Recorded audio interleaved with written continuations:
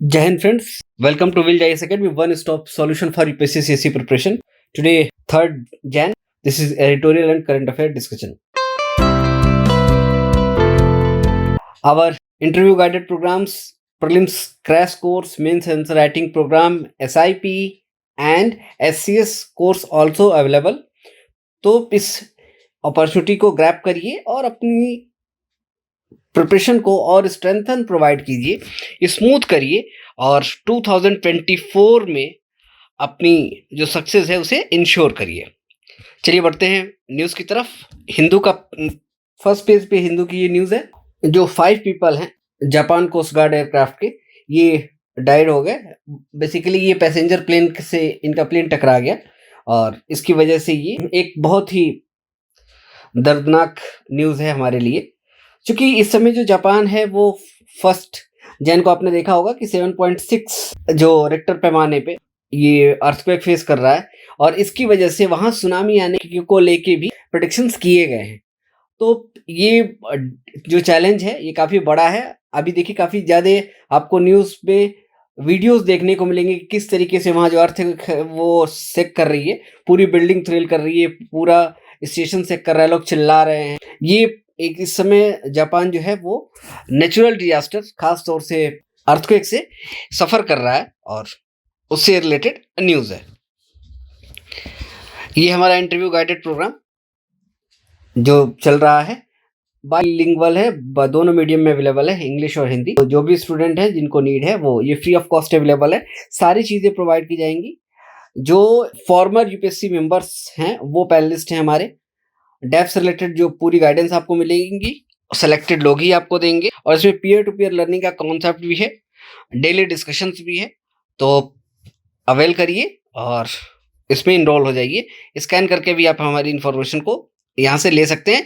Phone numbers, website, सारी चीज़ें available है। ये न्यूज़ अगर हम देखें कि इस समय हिट एंड रन लॉ को लेके जो ट्रक्स ड्राइवर हैं, जो इंडियन मोटर ट्रांसपोर्ट कांग्रेस है, इसने पैन इंडिया एक स्ट्राइक कर दी और इसको लेके जो ट्रकर्स से वो प्रोटेक्ट कर रहे थे, जिसकी वजह से पूरे इंडिया के अंदर जो एसेंशियल्स गुड थे, इवन दो जो फ्यूल था वो भी खत्म होने के कगार पे आ गया और एक panic situation all over the India खड़ी हो गई थी। चूंकि इनके साथ टैक्सी यूनियन, बसेस यूनियन, ये भी इनके साथ नेशनल वाइड सपोर्ट कर रहे थे और इनका जो कहना था कि जो हमारा बीएनएस है, भारतीय न्याय संहिता का जो सेक्शन 106 और 106 का 2, ये दोनों काफ़ी डेंजरस हैं और इससे हमारे ऊपर बहुत ही निगेटिव इम्पैक्ट आएगा ड्राइवर्स के ऊपर। अब इसमें 2 चीज़ें की गई थी। एक तो ये रखा गया था कि ड्राइवर के ऊपर 7 लाख की पेनाल्टी और 10 के लिए इनको पनिशमेंट देने के बारे में बात की गई थी। पहले भी चीज़ें थी लेकिन अमाउंट कम था और जो टेन्योर था वो कम था। ये दोनों को एक्सटेंड कर दिया गया। अब ये जो पैनिक सिचुएशन हुई, इसको लेके क्या देखा जाए, ये तो न्यूज़ है आपकी ना, आप इसको कैसे एनालिसिस करेंगे ये मैटर है आपके लिए। पहली चीज़ कि जो ड्राइवर्स हैं, अगर ऐसे लॉज आते हैं तो जो ड्राइवर्स हैं वो कैसे वर्क करेंगे? भाई इतना हेवी अमाउंट वो लाएंगे कहाँ से? अगर ऐसा केस हो रहा है तो उसमें कौन एक्चुअल में एक्यूज माना जाएगा, ये भी देखने वाली बात है। तीसरा कि ड्राइवर के पास क्या ये ऑप्शन, कैसे ये पता चलेगा कि इसमें ड्राइवर की ही गलती है? क्योंकि प्राइमा फेसाई अगर आप देखें तो ड्राइवर की ही गलती मान ली जाती है, कहीं भी हिट होता है। जबकि मेनी टाइम्स आप देखें तो लोग गलत तरीके से या रॉन्ग साइड से या जल्दीबाजी में आ जाते हैं, हाईवेज के अंदर घुस जाते हैं। तो वहाँ एक वन वे जो रिस्पॉन्सिबिलिटी है वो ड्राइवर पर डाली जा रही है। दूसरा कि इन केस मान लीजिए कि किसमें ऑप्शन है कि अगर ड्राइवर ने जिसको हिट किया है उसे लेके वो हॉस्पिटल पहुंचाए। आप बताइए इंडिया के अंदर ये कितने हद तक ये पॉसिबिलिटी है कि अगर आपने हिट किया और अगर आप खड़े हो गए तो जो वहाँ मास है वो किस तरीके से आपके साथ बिहेव करेगी? वहाँ सब शक्तिमान बन जाएंगे और आपको वो बुरी तरीके से इवन मॉब लिंचिंग तक की सिचुएशन खड़ी हो जाती है, अधमरा हो जाता है ड्राइवर। ये कैसे प्रैक्टिकली पॉसिबल है कि अगर ड्राइवर ने हिट किया तो उसे लेके जाए? दूसरा कि जो यूनियंस हैं जो ट्राइबर्स यूनियंस हैं, क्या जब ये इस तरीके के लॉज बनाए जा रहे थे तो क्या इन लोगों से कंसल्ट किया गया था? ये भी एक बात आती है। और तीसरा कि जब ये लॉ पास किया गया तो क्या इसको लेके पार्लियामेंट के अंदर डिबेट हुई? तो ये 4 पॉइंट ऐसे हैं जिसको लेके आप स्क्रूटनी कर सकते हैं, अपने डायमेंशंस रख सकते हैं और इसके बाद अपने आप व्यू दे सकते हैं। ये आपके लिए इंपॉर्टेंट हो जाता है। ये हमारे पीटी कोर्सेस मॉड्यूल वाइज भी अवेलेबल हैं, सारे मॉड्यूल अवेलेबल हैं। सीसैट हिस्ट्री, ठीक है, economy, science, tech, polity, geography, सब कुछ अवेलेबल है और बहुत मिनिमम प्राइस में हमने इसको रखा हुआ है ताकि क्वालिटी एजुकेशन को हम ग्राउंड लेवल तक लेके जा पाएँ। ये हमारा मोटिव है। एक न्यूज़ और देखते हैं।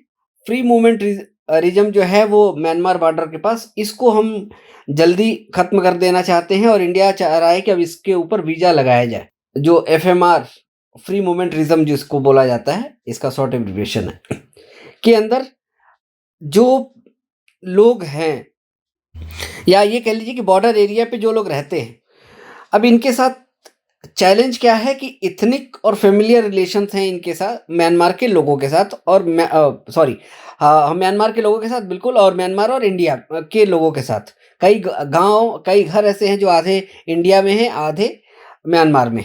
इसको हम कैसे टैकल करेंगे? दूसरा, इस सिचुएशंस में हम वहाँ के लोगों को कैसे मनाएंगे, इस बात के लिए ये भी देखने की ज़रूरत है। ये तो बिल्कुल सही चीज़ है कि अगर जैसे ही हमने इसको इम्प्लीमेंट किया तो जो अराउंड 300 किलोमीटर का हमारा जो बॉर्डर एरिया है, जो नॉर्थ ईस्ट रीजन हमारा है, इसके अंदर इंसर्जेंसी कम हो जाएगी, स्टेबिलिटी आ जाएगी, जो सिक्योरिटी चैलेंजेज हैं वो मिनिमाइज हो जाएंगे। इसको इम्प्लीमेंट करने में थोड़े से चैलेंजेज है, उसको सेंट्रल अपने हिसाब से देखे समझे और इसको इम्प्लीमेंट करे। तो ये एक न्यूज़ है आपके लिए। आगे इसमें और भी बातें आती रहेंगी, अभी तो इसकी शुरुआत है। नेक्स्ट न्यूज़, जो ऑल ओवर द इंडिया अभी सुप्रीम कोर्ट के अंदर एक report I, state of judiciary करके, इसके अंदर ये बात निकल के आ रही है कि जो ऑल ओवर द इंडिया 1/5 जो डिस्ट्रिक्ट कोर्ट्स हैं, इनके अंदर सेपरेट वुमेन टॉयलेट नहीं है। इसको आप कोरिलेट कर लीजिए कि वुमेन एम्पावरमेंट से आपका आ जाएगा, इक्वालिटी से रिलेटेड ये कंसर्न्स आ जाएंगे। और भी इन्होंने बताया कि ट्रांसजेंडर के लिए भी नहीं अवेलेबिलिटी है। कई ऐसे कोर्ट हैं जहां मेल और फीमेल साथ एक ही वॉशरूम यूज़ करते हैं। नागालैंड की सिचुएशन तो ऐसी है कि वहाँ कोर्ट के जो ऑफिसर्स हैं, जो जजेस हैं, उन्होंने सेल्फ अपने पैसे पे रखा हुआ है सफाई कर्मचारी, है ना। ये इस तरीके की चीज़ों का इन्होंने हवाला दिया हुआ है। और कई जगह सैनिटरी पैड के लिए जो मशीनें लगाने वाली बात थी, उसमें 6.7% ही अभी एक काम हो पाया है। तो ये जो वेंडिंग मशीनें को लेके बात की गई है, और ये हायर लेवल पे देखा जा रहा है कि अभी भी जुडिशरी के अंदर अभी सोशल इक्वलिटी का जो कॉन्सेप्ट है वो पूरी तरीके से इम्प्लीमेंट नहीं हो पा रहा है। तो एनजेसी से रिलेटेड जो आर्टिकल था उसमें भी ये बात कही गई थी, और उसको ये बात आपकी एक फैक्चुअल इंफॉर्मेशन के साथ भी आप इसको अपनी बात को रख सकते हैं। साथ में आपको एक्सटेंड करने की जरूरत है, बेटी बचाओ बेटी पढ़ाओ। अब बेटी पढ़ ली तो बेटी कैसे वर्क करेगी, यहाँ हमको जेंडर इक्वलिटी को प्रमोट करने की जरूरत है। इससे रिलेटेड ये न्यूज़ है। पेपर 2, पेपर 4 में भी आप इसे यूज़ कर सकते हैं, पेपर 3 में भी इसका लिंक आप दे सकते हैं। ये काफ़ी अच्छा आर्टिकल है। जो ग्लोबल न्यूक्लियर ऑर्डर है उसके अंदर जो स्ट्रेन आ रहा है उससे रिलेटेड है। एक मैं आपको ओवरव्यू देता हूँ। 1945 से लेके टिल डेट तक जो न्यूक्लियर वेपन को लेके जो स्ट्रेटजी अपनाई गई, अब वो आगे नहीं वर्क कर पा रही है, उसके अंदर स्ट्रेन आ रहा है। तो वो उसी बात को लेके राइटर ने बातें रखी हुई है। एक एक करके चीज़ों को देखते हैं। अब पहली बात इन्होंने कही है कि lessons of the cold war से हमने क्या लेसन लिया। कोल्ड वॉर में आपको भी पता है कि बाइपोलर वर्ल्ड का कॉन्सेप्ट आता है, यूएसए और यूएसएसआर का कॉन्सेप्ट आता है। ये दोनों मिलके वर्ल्ड को डोमिनेट करते हैं और अपने अपने ब्लॉक बनाने के लिए एक्टिव हो जाते हैं। इसी के अंदर एक चैलेंज क्रिएट होता है कि 1962 के अंदर क्यूबा मिसाइल्स क्राइसिस शुरू हो जाती है, और ये 15 डेज का टाइम जाता है जिसके अंदर यूएसएसआर की जो मिसाइल्स हैं, उनकी न्यूक्लियर मिसाइल्स के जद में पूरा यूएसए आ जाता है, जिसको हम क्यूबा मिसाइल्स क्राइसिस बोलते हैं। इससे कुछ सीखें निकल के आई। पहली सीख तो ये थी कि सीक्रेट बैक चैनल बनाने की ज़रूरत है। जब भी ऐसी सिचुएशन आए तो हमें ज़रूरत है बाइलेटरल मैकेनिज्म की, जो प्रिवेंट कर पाए इस तरीके के टेंशन को और एक्सलेट कर पाए न्यूक्लियर लेवल पे चीज़ों को। तो इसके लिए हमने क्या किया, सीक्रेट बैक चैनल या हॉटलाइन के कॉन्सेप्ट को लेकर आए। अभी देखिए मिलिट्री का कॉन्सेप्ट है, ये इंप्लीमेंट है और ऑल ओवर द वर्ल्ड, जैसे इंडिया भी कभी जब टेंशन हाई लेवल पहुंचती है तो हॉटलाइन पे बात होती है। इंडिया पाकिस्तान के साथ भी करता है, इंडिया चाइना के साथ भी करता है। तो ये वहां से कॉन्सेप्ट आया। ये जो हॉटलाइन है आगे जाके ये ट्रांसफॉर्म हो जाती है न्यूक्लियर रिस्क रिडक्शन सेंटर्स में। दूसरी बात निकल के आई कि जो न्यूक्लियर वेपन है ये काफ़ी डेंजरस हैं, तो इनको स्प्रेड नहीं होने देना चाहिए, कर्व करने की ज़रूरत है। इसको लेके कन्वर्जेंस क्रिएट किया गया जीएनओ के थ्रू और जीएनओ के ग्लोबल न्यूक्लियर ऑर्डर के थ्रू, और उसी का एक एक्सटेंडेड वर्जन आपको देखने को मिलेगा जो एनपीटी के अंदर में आता है। अब एनपीटी के अंदर में जब एनपीटी बनाया गया तो उस समय 60 कंट्रीज थे, आज एनपीटी के अंदर 191 कंट्रीज आते हैं। ये जो ट्रीटी है नॉन प्रोलिफरेशन ट्रीटी एनपीटी, इसका काम क्या है कि न्यूक्लियर वेपन्स को स्प्रेड होने से कर्व करना, इसीलिए इसको बनाया गया था। और ये मल्टीलेटरल निगोशिएशंस में इसके अंदर इसको रखा गया है। ये बात शुरू हुई थी बायलैटरल से, लेकिन ये वर्ल्ड ऑर्डर पे बढ़ती है मल्टीलेटरल में। ये समझने वाली चीज़ है यहाँ।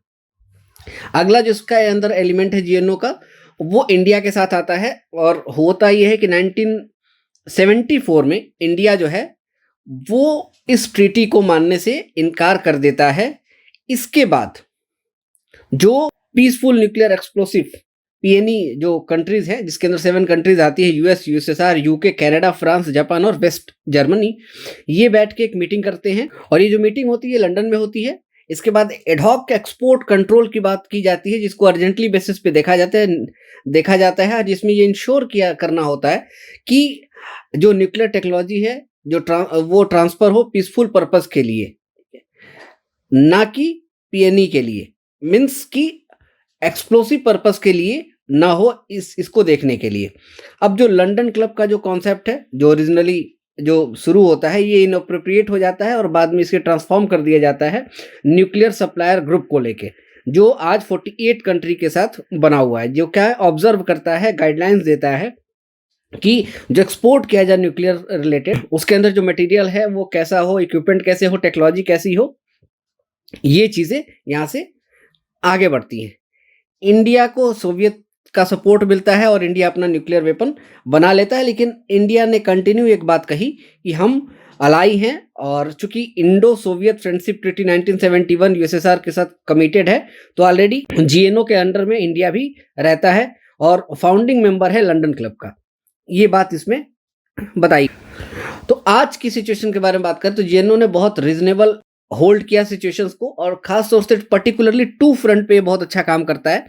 एक तो जो टैबो जो अगेंस्ट न्यूक्लियर वेपन के जो बना हुआ है, उसमें बहुत अच्छा इसने काम किया, और जो पूरी जो ह्यूमैनिटी है जो सरवाइव कर पाई आसानी से न्यूक्लियर एज, ये कहीं ऐसी सिचुएशन नहीं आई कि वो क्रैश कर जाए, तो ये बेहतर काम किया। सेकंड जो काम किया नॉन प्रोलिफरेशन में, कि इसके अंदर जो स्टार्ट हुई थी 20 कंट्री से कहानी शुरू हुई थी, और आगे जाके जो ऐसी कंट्री जो नॉन प्रोलिफरेशन को नहीं मान रही थी, इनको इससे बाहर कर दिया गया, जिसमें बेलारूस, यूक्रेन, कजाकिस्तान वगैरह के नाम आते हैं, जो सोवियत न्यूक्लियर वेपन की कैपेबिलिटीज की थी, इनको डीन्यूक्लियराइज भी किया गया। और ओरिजिनली अगर देखें तो ये 25 ईयर्स में जो एक मिक्स्ड रिकॉर्ड जिसको बोलते हैं कि यूएसएसए और यूएसएसआर के अंदर एक होड़ सी मची हुई थी आर्म्स कंट्रोल करने की। तो जब ये ट्रीटी साइन होती है 1962 के समय 28,000 बम थे, और ये 1980s तक 65,000 हो जाते हैं। ये 1980s के बाद बहुत तेजी से, जैसे ही सोवियत यूनियन डिक्लाइन शुरू हो जाता है, बहुत तेजी से डिक्लाइन हो जाते हैं, और आज के डेट में केवल 12,000 बम ही हैं वर्ल्ड ऑल ओवर द। ये बहुत ज़्यादा हैं, लेकिन 65,000 के कंपैरिजन में 12,000 बहुत कम, 1/5 का कॉन्सेप्ट यहाँ आता है। तो इसकी थ्रू राइटर यही कह रहे हैं कि जो जीएनओ है ये अपनी एग्जिस्टेंस और अपनी जो एक्टिविटी है, अपना जो वर्क है, वो बहुत अच्छे से कार्य कर रहा है, इसमें दिक्कत वाली बात नहीं है। इसमें ये भी बताते हैं कि एक रीजन ये भी है बम जो है वो के नंबर्स रिड्यूस होने की, कि जो स्ट्रेटेजिक स्टेबिलिटी है वो कंट्रीज के अंदर आई, और सेकंड स्ट्राइक कैपेबिलिटी जो गारंटी देती है कि उसके अंदर डिटरेंस स्टेबिलिटी है। मीन्स कि अगर इस वर्ड को थोड़ा सा टेक्निकल है, सेकंड स्ट्राइक कैपेबिलिटी का मतलब होता है कि अगर सपोज दैट इंडिया तो इंडिया के ऊपर अगर अटैक एटम बम से अटैक होता है तो इंडिया के पास न्यूक्लियर कैपेबिलिटी है कि वो सेकंड स्ट्राइक मीन्स वो काउंटर कर पाएगी उस कंट्री के ऊपर, इसको बोलते हैं। इसकी वजह से भी जो स्टेबिलिटी है वो काफ़ी बड़ी है और जो न्यूक्लियर वेपन वाले कंट्री हैं ये अपने आप को सेफ समझते हैं और बाईपोलर वर्ल्ड में ये जो अवधारणा रही ये बहुत बेहतर रही।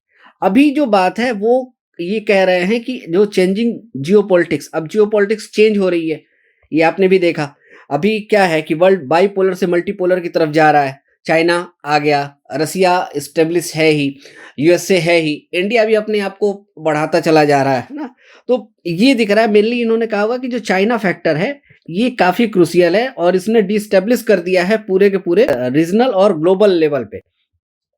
अब जिसकी वजह से क्या हो रहा है कि चाइना की जो राइवलरी थी जो 1996 में ताइवान स्ट्रेट क्राइसिस के नाम से जानी जाती है, उसके बाद से चाइना ने अपनी जो नेवल प्रेजेंस है वो साउथ चाइना सी और ईस्ट चाइना सी में बहुत ज़्यादा बढ़ाई और एक हाई लेवल पे नेवल और मिसाइल्स कैपेबिलिटी को बिल्डअप किया, बढ़ाया तो है ही। इसके साथ साथ इसने क्या किया कि वर्ल्ड ऑर्डर पे अपनी मोनोपोली को चलाने के लिए, क्योंकि इंटरनेशनल लॉ के अकॉर्डिंग चाइना का बात नहीं करता, तो वो अपनी मनमानी चलाने के लिए और भी कंट्री के साथ इस पावर का यूज कर रहा है। एक इन्होंने और भी बात इसके साथ साथ कही है कि एक और जियोपॉलिटिक्स चेंज हुई, जो ट्रीटीज थी यूएस और रशिया के बीच में वो मिनिमाइज होनी शुरू हो गई, जिसमें उन्होंने दिया है कि 2002 के अंदर यूएस जो है विड्रॉ कर लेता है anti ballistic missile ABM treaty से और 2019 के अंदर जो है वो इंटरमीडिएट रेंज न्यूक्लियर फोर्स से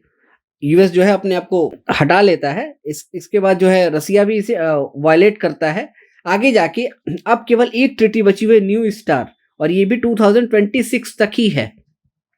कोविड के बाद से यूक्रेन के ऊपर अटैक और इस अटैक के बाद से रसिया और यूक्रेन के बीच का जो कॉन्फ्लिक्ट है वो इतना ज़्यादा बढ़ गया है कि जो सीटीबीटी की जो बात है वो बहुत दूर तक नहीं जाने वाली है। इस वजह ये भी एक रीज़न है कि अब जो जियोपॉलिटिक्स चेंज हो रही है, उस न्यूक्लियर वेपन की जो होड़ है वो बढ़ रही है। साथ में जो नाटो की जो प्रेजेंस है, तो नाटो की प्रेजेंस में अब तक यूएसए इसके सपोर्ट में था, लेकिन अब जो रसिया है वो उसकी कैपेबिलिटी बढ़ रही है, तो नाटो के अंदर भी एक खलबली है। ये भी एक रीज़न है कि जो ओल्ड डिफिनीशन थी स्ट्रेटजिक स्टेबिलिटी की, ये बहुत नो लॉन्गर होल्ड, ये आगे तक होल्ड नहीं रह पाएगी। आगे देखें तो यही बात आ रही है कि 75 ईयर जो ओल्ड टेक्नोलॉजीज है वेपन्स की, ये अब बहुत प्रैग्मेटिक तरीके से इसको हम अप्रोच नहीं कर पा रहे हैं। और इसमें अब दूसरा इन्होंने ऑप्शन निकाला बताया हुआ है कि जो इजराइल के साथ रिलेशंस हैं वो 1960-70s में 60-70s के बीच में, यहाँ भी देखिए इजराइल ने भी कहने को नहीं लेकिन इंटरनली उसके पास न्यूक्लियर कैपेबिलिटी, न्यूक्लियर बम बनाने की कैपेबिलिटी बिल्कुल है। इधर चाइना की हेल्प से पाकिस्तान ने भी ये काम कर लिया। साथ में एयू के यूएस जो डील बनी हुई है, ऑस्ट्रेलिया यूके यूएस के साथ जो बनी हुई है, तो ये इन सारी चीज़ों ने क्या किया कि एनपीटी कम्युनिटी के ऊपर एक स्ट्रेस पैदा कर दिया है। इसी कड़ी में एक नया इन्होंने डायमेंशन और भी जोड़ा हुआ है कि जो साउथ कोरिया और जापान तरीके की कंट्रीज हैं जो इकोनॉमिकली बहुत साउंड हैं और टेक्नोलॉजिकली बहुत अच्छी हैं, ये बहुत ही शॉर्ट टाइम में केवल इनके पास केवल पॉलिटिकल विल आ जाए तो ये बहुत आसानी से न्यूक्लियर वेपन बना लेंगी। और जापान ने भी तो अपना जो डिफेंस जो एक्सपेंस है इसे डबल करने के बारे में नेक्स्ट 5 ईयर में कर रखा है। ये सारी चीज़ें चेंज हुई हैं। इस चेंजेस में चाइना का रोल काफ़ी इंपॉर्टेंट है, क्योंकि चाइना ने हर जगह एक तरीके से जो यूएसए के अगेंस्ट में जो एक्टिविटी करी तो वो थ्रेट पैदा हुआ। यूएसए अपनी बात पे बिल्कुल स्टैंड ऑन द वर्ड्स का ये सिचुएशन है वो नहीं कर पाया।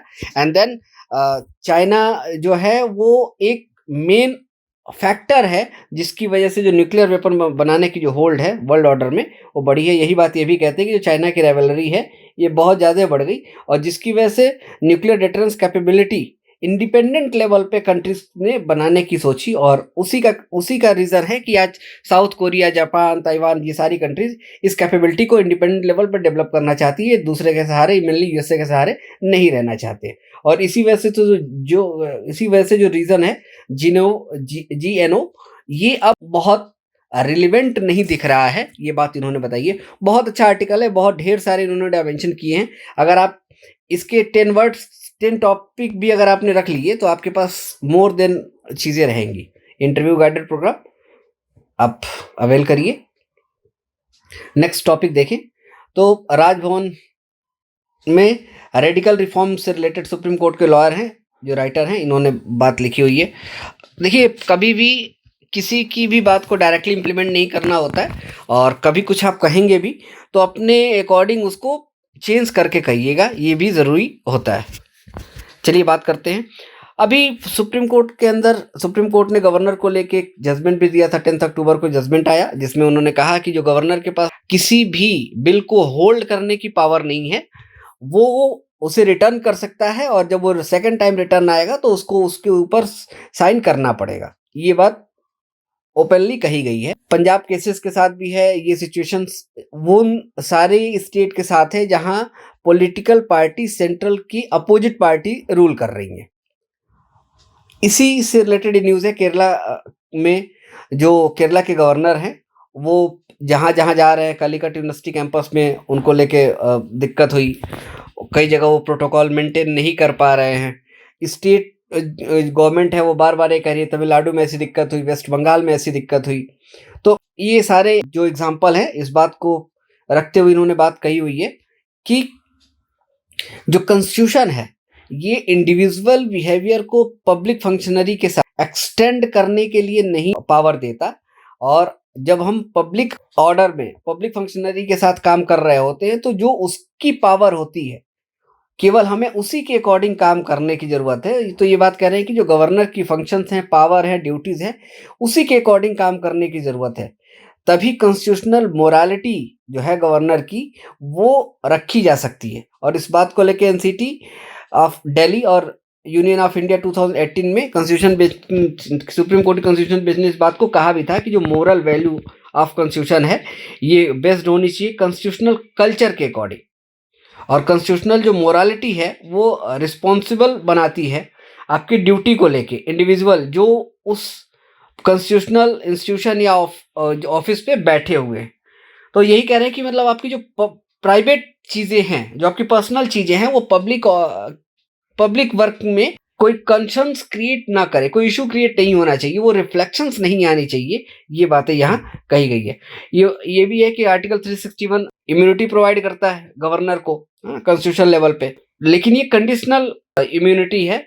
और इससे रिलेटेड एक इन्होंने जो सुप्रीम कोर्ट का जजमेंट है वो भी कोट किया है, जो केस है Rameshwar Prasad versus union of India 2006, जिसमें गवर्नर के ऑर्डर को, जो प्रेसिडेंशियल रूल लगाने के बारे में बिहार में बात की गई थी, उसको सुप्रीम कोर्ट ने खारिज कर दिया था और कहा था कि जो गवर्नर का जो कंडक्ट है वो मोटिवेटेड है, विम्सिकल कंडक्ट माना गया था, और इस वजह से वो जुडिशियल रिव्यू के अंडर में वो आता है, और फिर सुप्रीम कोर्ट का जो वर्डिक्ट आता है वो गवर्नर के अगेंस्ट में यहाँ जाता है। जो कॉन्सेप्ट है राइट पर्सन का, ये बहुत मेंटेन होना चाहिए, तभी जो पोस्ट की जो सेंसिटिविटी है वो मेंटेन हो पाएगी। यही बात इसमें कही गई है। अब थोड़ा सा और इसको देख लेते, फिर और लार्ज लेवल पे इसको डिस्कस करेंगे।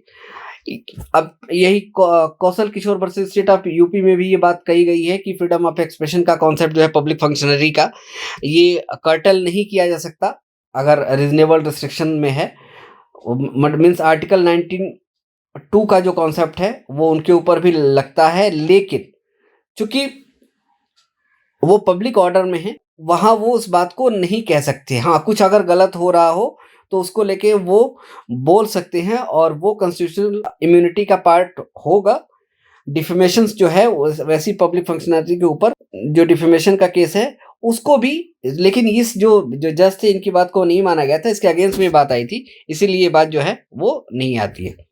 कमीशन रिपोर्ट के बारे में देखें, सरकारी कमीशन 1988 में गवर्नर की जो क्वालिटी है, इम्पार्शियलिटी है, सैगेसिटी है, इसको कहा कि एक तरीके से ये फेल हो गए हैं डिस्प्ले करने में।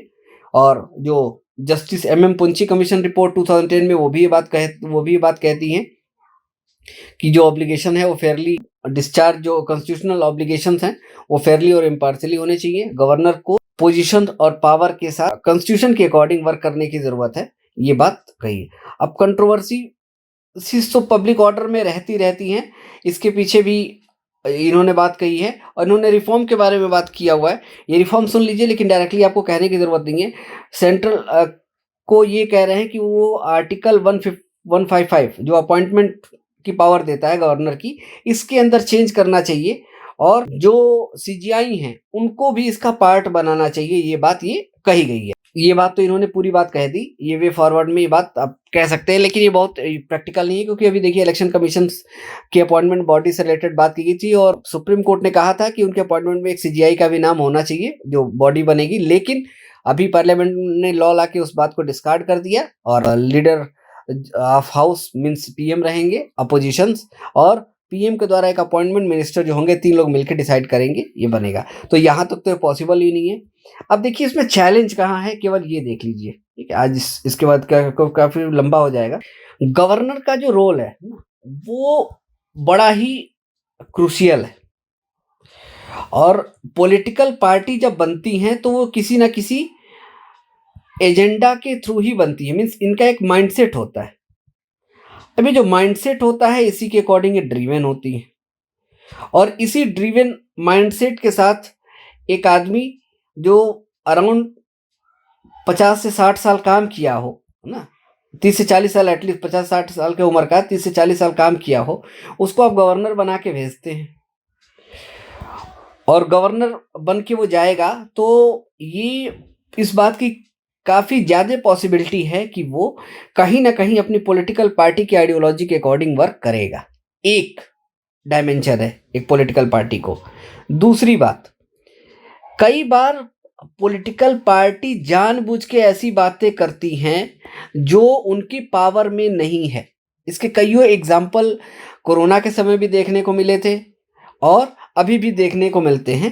केरला, पंजाब, वेस्ट बंगाल, ये पॉलिटिकल राइवलरी को हिट करने के लिए ऐसे कोर्स ऑफ एक्शन लेते हैं, ऐसे बिल को लेके आते हैं और उसके बाद ये केवल पॉलिटिक्स करने के लिए भी इसका यूज़ किया जाता है और वहाँ फिर गवर्नर को क्रिटिसाइज किया जा सकता है, क्योंकि गवर्नर को तो सेंट्रल के द्वारा अपॉइंट किया गया है और सेंट्रल इस बात को डिनाई करता है और उसका जो सारा ब्लेम है वो गवर्नर पे जाता है। फिर वो पॉलिटिकल पार्टी स्टेट से बैठ सेंट्रल को टारगेट करती है और यहाँ पॉलिटिकल जो एजेंडा है उसको फिट किया जाता है। तीसरी बात, कई ऐसी चीजें हैं जहां नेशनल सिक्योरिटी से रिलेटेड थ्रेट है और पॉलिटिकल पार्टीज केवल अपने शॉर्ट टाइम एडवांटेज के लिए नेशनल सिक्योरिटी को ताक पे रख देती हैं, लॉ एंड ऑर्डर को ताक पे रख देती हैं और ऐसी एक्टिविटी करती हैं। तो इन सारी चीज़ों को देखते हुए कभी भी कोई भी ऐसा सॉल्यूशन नहीं निकाला जा सकता कि गवर्नर जो है वो बहुत बेहतर तरीके से काम कर पाएगा। इसमें दोनों ही साइड से, स्टेट और गवर्नर, दोनों को ये बात देखना होगा कि जो कॉन्स्टिट्यूशनल मोरालिटी है, कॉन्स्टिट्यूशनल इथोस जो हैं, उनको मेंटेन किया जाए और उनको मेंटेन करने के लिए अपने शॉर्ट टाइम और पर्सनल एडवांटेजेस को पीछे छोड़ते हुए जो लॉन्ग टाइम और कॉन्स्टिट्यूशनल जो पब्लिक लेवल की जो रिस्पॉन्सिबिलिटी है उसको निभाया जाए। ये आप हमेशा भी फॉरवर्ड डालेंगे, ना कि इस तरीके का कोई रेडिकल एग्जाम्पल आप देंगे, उससे आपके जो मार्क्स हैं वो मिनिमाइज होने की पॉसिबिलिटी है और हो सकता है कि जो एग्जामिनर है वो बायस्ड हो जाए। ये कम्प्रिहेंसिव बातें हैं जहां आप गवर्नर की बातों को रख, क्योंकि देखिए प्रेसिडेंशियल रूल का जो कॉन्सेप्ट है वो भी लॉ एंड ऑर्डर का जो कॉन्स्टिट्यूशनल मशीनरी जब फेल हो जाएगी तो वो लगाया जाएगा। अगर आप ऐसी बातें करेंगे तो ये वाला ऑप्शन जो है वो मिनिमाइज हो जाएगा। अब लेकिन आपने गवर्नर के ऊपर भी जब बात रखी, स्टेट गवर्नमेंट के ऊपर भी बात रखी, तो आप एक बैलेंस अप्रोच के, रैशनल माइंडसेट के देखे जाएंगे। आई होप आपको ये पूरा सारे टॉपिक क्लियर होंगे। मिलते हैं, थोड़ा सा टाइम का कंसर्न बिल्कुल आ रहा है, ट्राई करता हूँ कि इसे पहले किया जाए, लेकिन अभी फिलहाल पॉसिबिलिटी नहीं है, काफ़ी ढेर सारी इंगेजमेंट रहती है और भी वर्क होता है। मिलते हैं, कंटिन्यू जुड़े रहिए, अपनी पढ़ाई को कंटिन्यू रखिए और नेक्स्ट वीडियो में। Thank you so much, God bless you all.